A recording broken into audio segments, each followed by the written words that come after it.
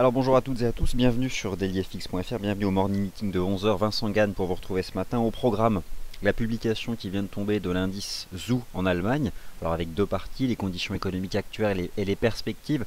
Et globalement, ce sont deux chiffres qui se neutralisent et qui permettent à l'euro-dollar de poursuivre une dynamique positive qui a démarré en début de session européenne. On va revenir sur l'Eurogroupe qui a échoué hier. Alors je vais vous en rappeler quelques tenants et aboutissants et puis surtout la suite des événements, puisque les ministres des Finances de l'Union européenne vont à nouveau se retrouver vendredi prochain. Il y a plusieurs hypothèses qui sont sur la table. En tout cas hier, cela a entraîné plutôt un mouvement vendeur du côté de l'euro, mais qui a été rapidement neutralisé puisque les cours se sont repris sur la paire euro-dollar. Enfin, du côté des banques centrales, eh bien la nuit prochaine, n'oublions pas une décision de politique monétaire de la Banque centrale du Japon. C'est en tout cas la prochaine banque centrale majeure qui prendra une décision de politique monétaire. Alors, je vais revenir dans l'ordre sur les trois éléments fondamentaux que je viens de vous citer dans le cadre d'une introduction qui va durer quelques minutes. Le son et l'image fonctionnent normalement, voilà, c'est très gentil de me l'avoir indiqué. Alors habituellement je vous retrouve l'après-midi pour un tour d'horizon des graphiques intraday en données 4 heures. C'est aussi plus ou moins ce que je vais vous proposer ce matin. Si un certain cas l'exige, je pourrais basculer sur un horizon de temps supérieur. Alors tout d'abord, en ce qui concerne les statistiques économiques du matin, l'indice ZOO, donc de la confiance des investisseurs en Allemagne, c'est un indice assez particulier. En tout cas, le principe de ces indicateurs, c'est qu'ils reposent sur des sondages d'opinion, sauf que les agents économiques sondés changent d'un indicateur à l'autre. Alors le ZOO se concentre sur les investisseurs, vraiment la partie financière. Alors en gros, que nous dit le ZOO? Il y a deux parties qui, je pense, ici se neutralisent ce matin. Nous avons tout d'abord l'indice des conditions économiques actuelles qui, lui, dépasse le consensus. Quant aux perspectives, nous sommes légèrement en retrait du consensus, mais quand même un chiffre supérieur aux attentes. Donc là, on peut voir que c'est plutôt de nature à soutenir l'euro, en tout cas ce que tente de faire l'euro-dollar depuis maintenant 8 heures environ. Alors 8 heures en termes de durée. Alors, simplement pour revenir sur ce qui s'est passé ce matin, vous l'avez constaté, le dialogue, d'une certaine façon, le dialogue de sourds se poursuit entre Bruxelles, entre les ministres des Finances de l'Union européenne et le gouvernement grec. Alors hier, concrètement, que s'est-il passé? L'Union européenne a soumis au Premier ministre grec, M. Varoufakis, une proposition de restructuration de cette dette publique grecque qui a été jugée inacceptable et déraisonnable, pour reprendre les mots, par le ministre grec des Finances. Alors, bien sûr, les discussions continuent, et en fait, même si la prochaine réunion de l'Eurogroupe a lieu vendredi prochain, les discussions continuent et ne s'arrêtent pas, et je pense qu'en ce moment même, des tractations ont lieu entre le ministre des Finances Yanis Varoufakis et le reste de l'Eurogroupe. Mais hier, voilà, donc il y a eu un projet qui a été rejeté par la Grèce. Et en clair, le marché s'oriente vers l'idée que les conditions actuelles, en fait, devraient simplement être prolongées. Alors, une requête de prolongation, on verra bien si elle sera acceptée. En tout cas, si cette requête de prolongation des conditions actuelles de gestion de la dette publique grecque devait être acceptée, cela ne ferait qu'entretenir la spéculation lors des prochaines semaines. Et pour le moment, nous ne savons pas si cette semaine et si vendredi prochain sera la date justement d'un accord de restructuration donc de cette dette publique grecque. Prolongation des conditions actuelles, nouvelle formule de gestion. Pour le moment, le marché n'a pas la réponse. Mais le marché est globalement serein, je trouve, du point de vue des marchés financiers. Hier, justement, je regardais l'évolution des rendements obligataires au sein de la zone euro. Et finalement, à part ceux de la Grèce, il n'y a pas eu de tension particulière. D'ailleurs, lorsque vous étudiez la dynamique du Bund, même si ce contrat ne fait pas de nouveau plus haut, globalement, le prix des obligations d'État au sein de la zone euro pour la partie core, la France, l'Allemagne, etc., reste globalement stable. C'est plutôt du côté des taux grecs qu'il y a eu des tensions, mais ça c'est globalement logique. Donc, globalement, je trouve que les marchés financiers s'attendent à un accord qui finira par intervenir, mais quelle en sera la nature? C'est à ce niveau-là que se situe l'incertitude. Cet après-midi, nous attendons des statistiques américaines. Je serai avec vous d'ailleurs pour les suivre, ces statistiques américaines. On se retrouvera en début d'après-midi, comme d'habitude, aux alentours de 15h15. Elles ne sont pas non plus de première importance, ces statistiques US. C'est pourquoi le point de marché aura lieu, comme d'habitude, à 15h15. Alors avant d'étudier les graphiques intraday en données 4 heures et notamment de se concentrer sur la paire euro-dollar, Laissez-moi vous rappeler que nous avons cette semaine une nouveauté du point de vue des banques centrales. Vous le savez, c'est la première fois que la Banque Centrale Européenne publiera les minutes de la Banque Centrale Européenne. Alors concrètement, c'est quoi? Comme pour la Fed ou comme toutes les autres banques centrales, nous allons savoir qui a voté pour ou contre la dernière décision de politique monétaire de la Banque Centrale Européenne. Et on peut s'attendre à ce que ce soit une tribune d'expression pour M. Jens Weidmann, président de la Bundesbank, qui, je pense sans surprise, vote régulièrement non. En tout cas, c'est quelque chose d'intéressant qui va débuter cette semaine. Et je pense qu'il faudra suivre ça avec attention. Alors, je parlais de la relative sérénité des marchés financiers concernant hier le nouvel échec, en tout cas le rejet par le ministre des Finances grec de la proposition qui a été portée par l'Eurogroupe. Globalement, le marché a été serein hier, et lorsqu'on étudie l'analyse technique, j'en reviens toujours à cette étude de la paire euro-dollar de part et d'autre de cette fameuse moyenne mobile à 20 jours. Alors, vous avez sous les yeux la moyenne mobile à 20 jours qui est positionnée ici sur un graphique en données 4 heures de la paire euro-dollar. Et finalement, comme sur le pétrole, le marché a tenté de faire la première étape, à savoir casser à la hausse cet indicateur de tendance. Et ce qui importe lorsqu'on utilise un indicateur de tendance, deux choses. D'une part, le positionnement des prix de part et d'autre de l'indicateur, et d'autre part, la direction que suit cet indicateur. Et pour le moment, je commence à constater un début d'aplatissement. C'est une étape nécessaire avant d'espérer peut-être voir cette moyenne mobile prendre une pente haussière. Je reprends toujours cette métaphore de la côte, lorsque vous êtes en voiture et que vous gravissez un col. Bien, la première étape dans une tendance haussière, c'est que l'angle de la pente a tendance à s'accentuer. Et puis lorsque vous arrivez au col, la pente s'aplatit, devient plate. C'est une condition nécessaire, mais pas automatique pour ensuite envisager une pente baissière. Bon, là, ce sera exactement le contraire, mais en sens inverse. Ce matin, l'euro-dollar était sur support à 1,1320 $.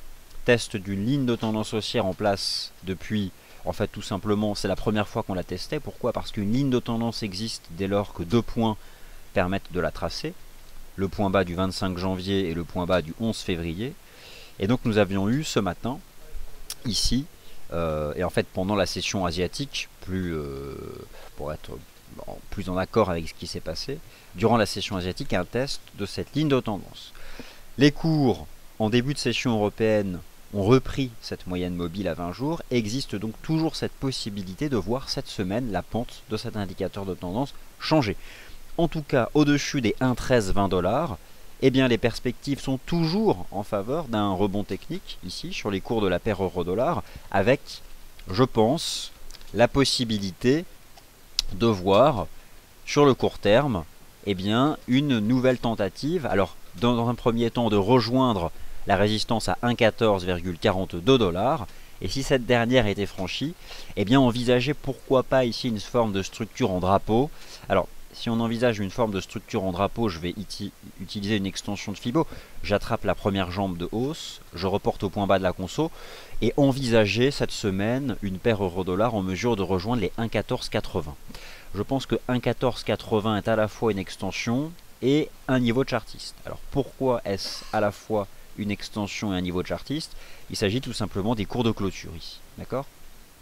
Donc en clair, même si hier il y a eu un trou d'air et qu'au final elle reste difficile à trader, je pense que le marché réagit plutôt bien au fait que le gouvernement grec a à nouveau refusé le plan que lui a soumis hier l'Eurogroupe.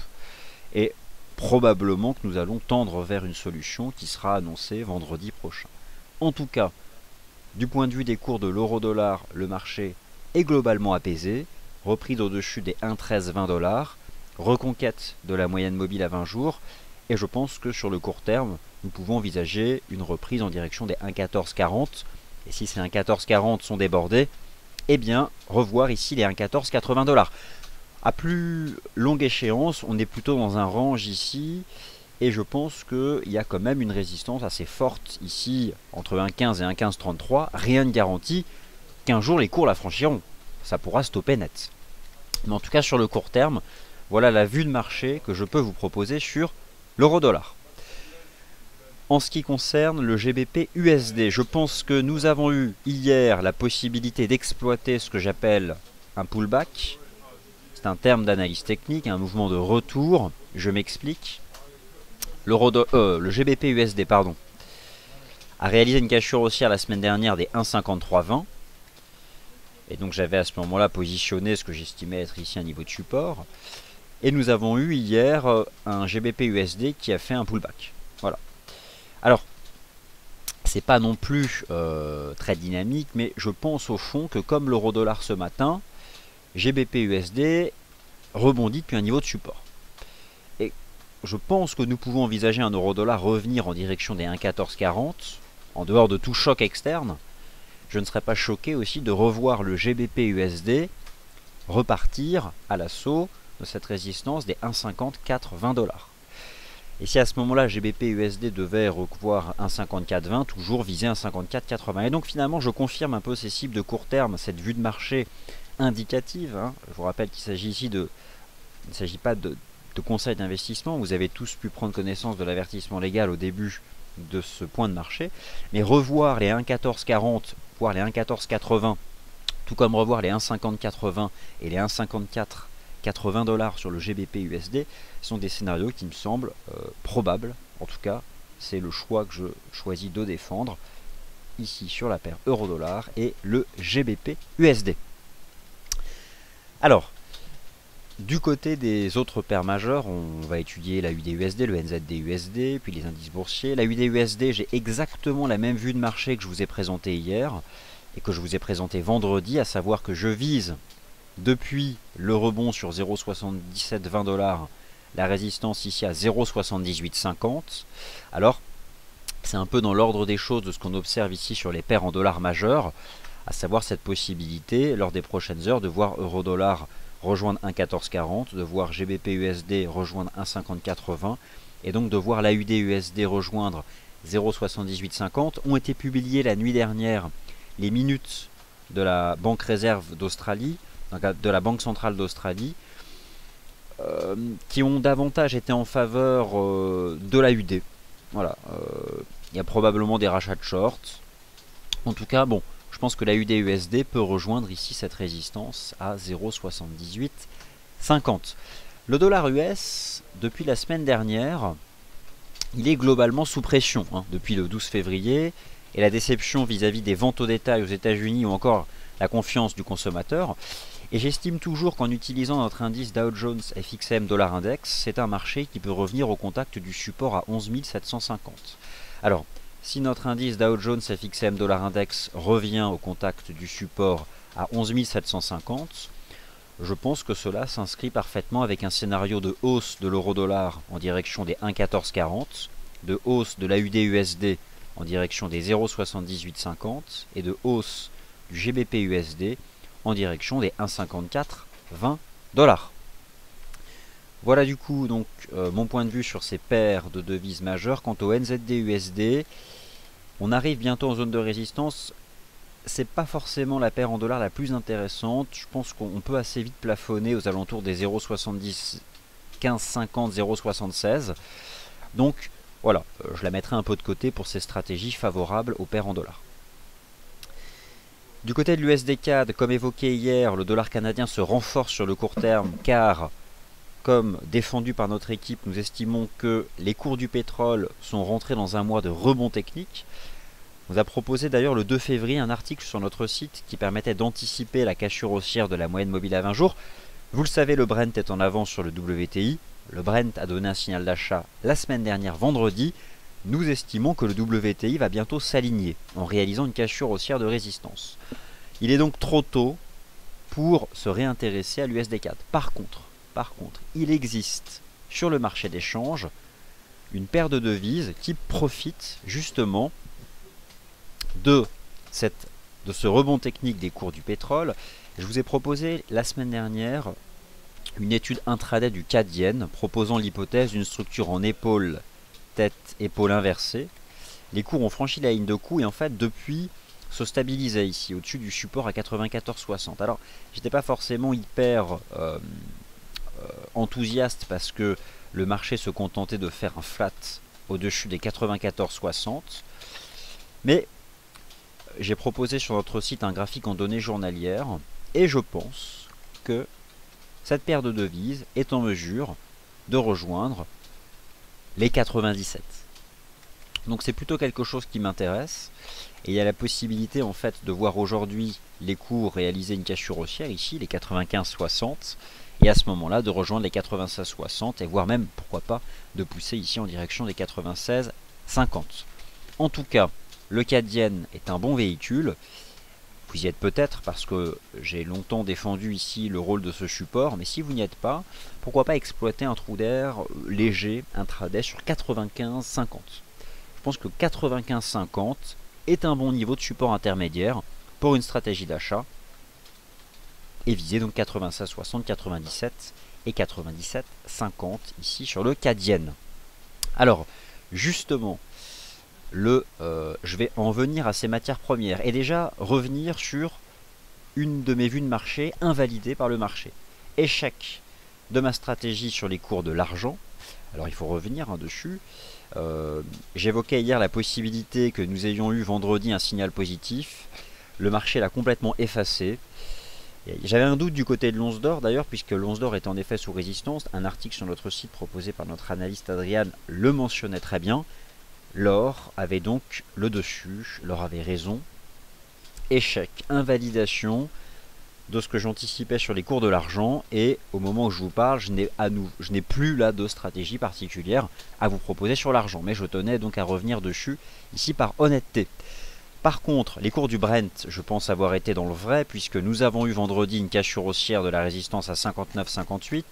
Comme hier, je vise toujours 63,60 sur les cours du Brent. J'anticipe la cassure haussière de la résistance à 53,90 sur les cours du WTI. En analyse technique, ça ne se fait pas d'anticiper des cassures de résistance, mais là, j'ai quand même, si vous voulez, je pense qu'il y a une bonne probabilité que le WTI s'aligne sur le Brent et que lui aussi finisse par briser les 53,94 pour rejoindre les 58. Alors, naturellement, le Brent est plus puissant, c'est le meilleur véhicule, meilleure force relative, mais voilà, je reste plutôt favorable cette semaine à l'évolution des prix de l'énergie, ce qui m'invite naturellement à m'intéresser donc au CAD Yen et à vous conseiller maintenant un support. Alors, conseiller, pas de conseil d'investissement, c'est indicatif, mais à mettre en avant le fait que les 95,50 pourraient être un bon niveau ici pour se positionner. Alors, en ce qui concerne l'once d'or, en effet, l'once d'or testait hier une oblique de résistance. C'est vraiment difficile les métaux précieux parce que autant je pense que nous avons ici un support à 1216 sur l'once d'or, mais on cale sous des résistances. Ils n'ont pas la cote ces métaux précieux, ils l'ont eu en janvier. Ils ont eu la cote en janvier et ils sont sous pression. Il me semble d'ailleurs que la semaine dernière le Conseil mondial de l'or a publié des statistiques qui sur le plan des fondamentaux n'étaient pas très favorables. Alors j'ai un peu du mal. Voilà, j'avais une stratégie sur l'argent qui a été invalidée, donc désormais je me détourne de ces marchés jusqu'à y voir plus clair. Le cuivre. Le cuivre, je vous invite à vous y intéresser au contact du support des 2,53 en émettant l'hypothèse d'une structure en épaule, tête-épaule inversée avec une ligne de coup à 2,63. La ligne de coup n'est pas franchie. Clairement, je n'aimerais pas revoir un test des 2,53. Ce serait une mauvaise chose. Clairement, ce serait une mauvaise chose. Donc en clair, pour envisager une accélération au-dessus des 2,63, il est impératif que le marché préserve ici les 2,58. Si ce n'était pas le cas, le marché en réalité s'installerait dans un range entre 2,40 et 2,63. Et donc un range qui prend la forme d'un rectangle n'a pas du tout les mêmes conséquences qu'un range qui prend la forme d'une structure en épaule tête-épaule inversée. Cela rappelle finalement l'importance d'attendre les cassures de ligne de coup, et c'est 2,63. Et pour le moment, cela n'a pas été franchi. Alors, on peut probablement exploiter, toujours en utilisant l'analyse chartiste standard, ce type de ligne de tendance, voilà, qui vient finalement renforcer ce support ici de court terme à 2,58. Bon, il faut impérativement tenir cette ligne de tendance sous peine de tout simplement s'installer dans un vaste rectangle. Voilà donc où nous en sommes sur les cours ici du cuivre. Les indices boursiers sont entrés en consolidation. Alors, je vais vous montrer quelques graphiques en données journalières. Il y a des divs, en effet. Pour le moment, elles sont épurées à plat. Je commençais aussi à regarder des graphiques à plus long terme, notamment en données hebdomadaires sur les cours des indices européens. Il y a un écart qui est probablement excessif à une moyenne mobile qui est très suivie sur le long terme. C'est la moyenne mobile à 30 semaines. Alors, bonne nouvelle, grâce au mois de janvier particulièrement haussier sur les marchés actions européens, et pour vous donner un ordre d'idée de ce qu'ont fait les marchés actions européens au mois de janvier par rapport à d'autres marchés actions, je vous ai proposé ici sur notre site d'étudier ce graphique. Voilà. Alors, bon, il s'agit des performances enregistrées ce matin, year to date, donc entre le cours d'aujourd'hui et le cours de clôture du 31 décembre. Constatez que les marchés actions européens ont quand même bien performé, en moyenne 10%. Le DAX est leader, le SP plus 1,85, le FTSE moins, l'IBEX un peu en retrait, hein, du MIB d'ailleurs. Bon, le marché a gagné 10% depuis le 1er janvier. Bon, envisager une conso de 2 à 3% n'a rien de surprenant en fait. Maintenant, quelle est l'amplitude de cette conso, c'est tout le problème. Ce matin, les marchés actions européens, ils sont simplement allés chercher les moyennes mobiles à 20 jours. Pour l'instant, ces moyennes mobiles à 20 jours, c'est vrai qu'elles tiennent. Vont-elles tenir? Honnêtement, j'en sais rien. J'ai pas la réponse. Voici ici des graphiques en données hebdomadaires. Idéalement, il y a une possibilité d'avoir des pullbacks profonds. Un pullback profond, c'est quoi? C'est voir le CAC revenir chercher 4600 points. Voir le DAX, lui plus fort, donc je pense pas que ce soit aussi profond, mais revenir chercher 10 550. Ou encore l'Eurostoxx 50, 3330. J'ai pas la réponse. Il y a des divs daily, elles ont besoin d'être épurées, donc l'indicateur a besoin de retomber. Mais de quelle façon cela va se dérouler? Un pullback profond ou un flat? Aucune idée. Hein, honnêtement, aucune idée.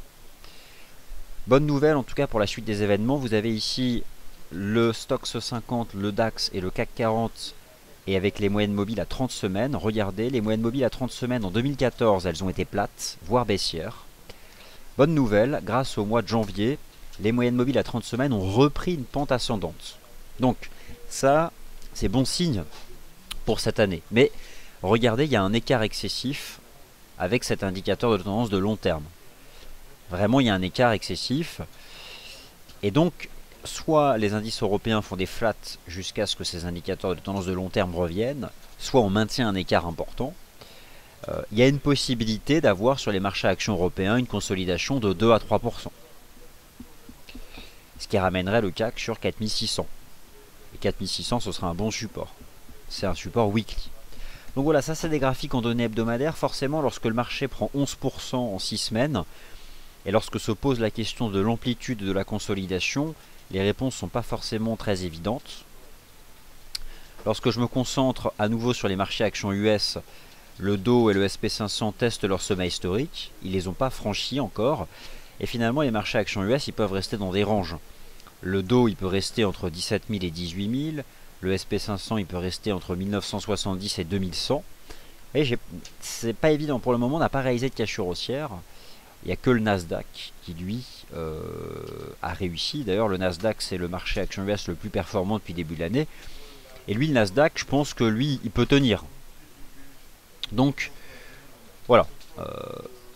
J'ai, pour le moment, une certaine difficulté à vous proposer une solution sur l'amplitude que pourrait avoir cette consolidation. Je n'ai pas la réponse. Pour le moment, la MM20 tient sur ces marchés actions européens. Le DAX et l'Eurostoxx 50 l'ont tenu ce matin, mais finalement, je ne suis pas surpris qu'on finisse par l'enfoncer. Alors, si je me concentre sur des graphiques intraday, vous avez ici le CAC 40, et il tient cette espèce d'oblique, ici, à 4685. Ici, nous sommes en D1, voilà la div. Je vais repasser par contre sur un graphique en données 4 heures. Ce sera plus simple qu'un graphique en données journalières. Ah, donc, c'est une semaine de consolidation. C'est quelque chose que nous anticipions depuis le début de la semaine d'ailleurs. Encore un peu difficile pour en déterminer l'amplitude ou la forme. Alors, j'étais déjà en fait sur le bon horizon de temps, donc où sont mes charts? Les voici. Voilà. Donc lorsque j'ai étudié les situations du CAC 40 en données 4 heures, voilà, honnêtement, je serais pas surpris qu'on revienne chercher au moins les 4660. On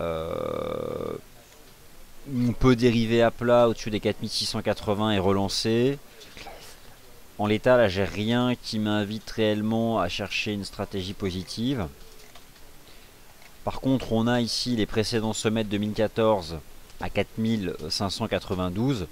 Là, c'est vraiment le gros niveau, quoi.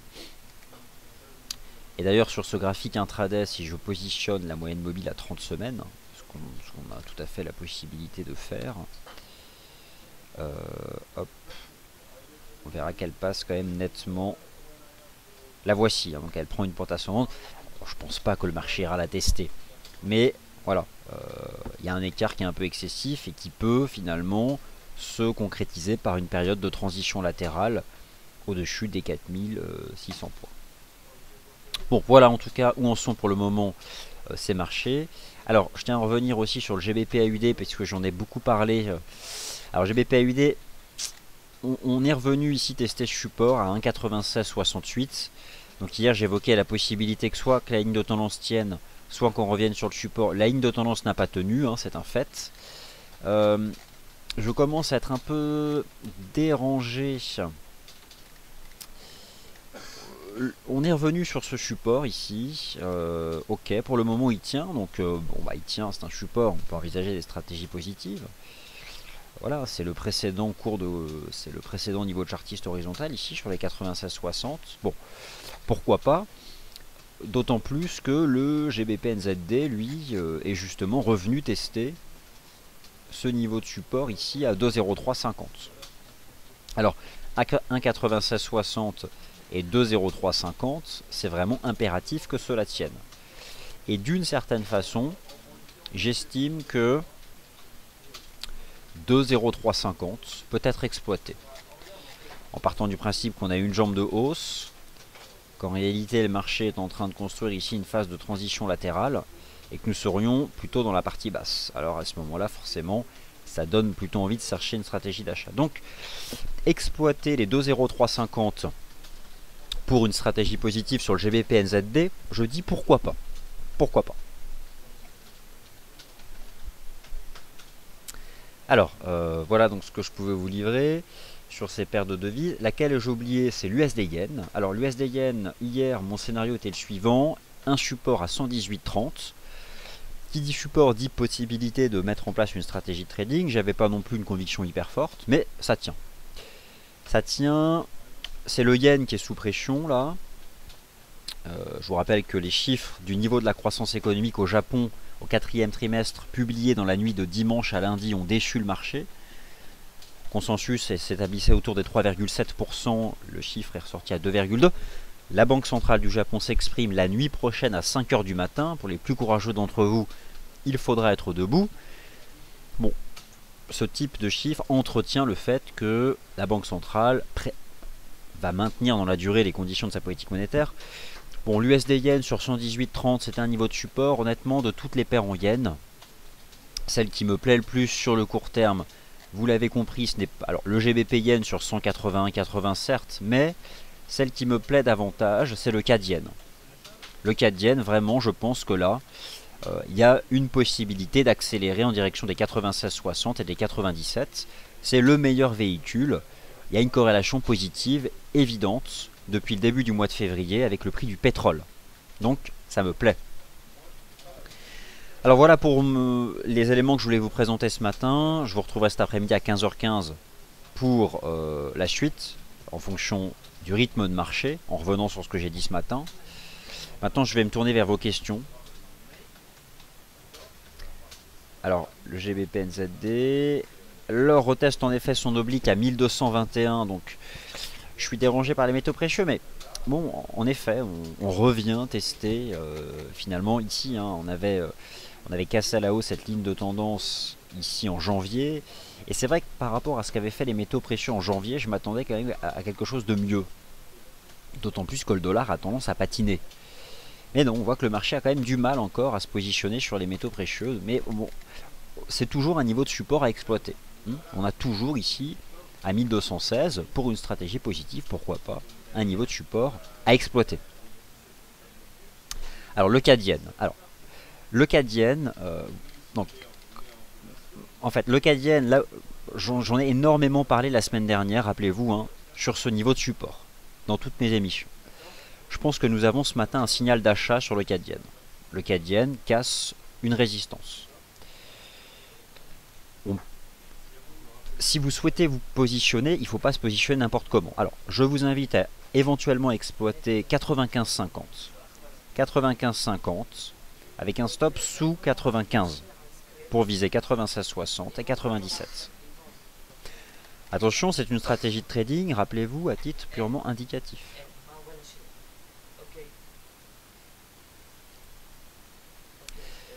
Alors comment expliquer la violence des mouvements? Tout dépend de la paire du mouvement auquel vous faites référence, mais la violence des mouvements par fil, eh bien, elle est liée au fait que globalement la vol elle a augmenté, puis il y a de l'incertitude autour de la Grèce, donc voilà, ça fait partie de ces choses-là.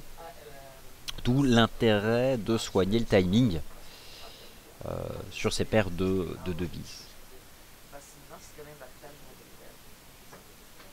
Alors, GBP Yen, en effet, réagit bien sur un support, c'est plaisant.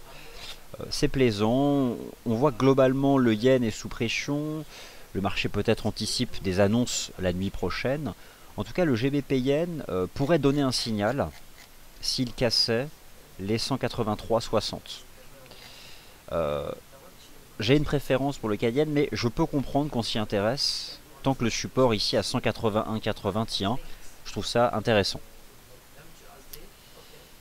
Alors, donc voilà, ça c'est donc.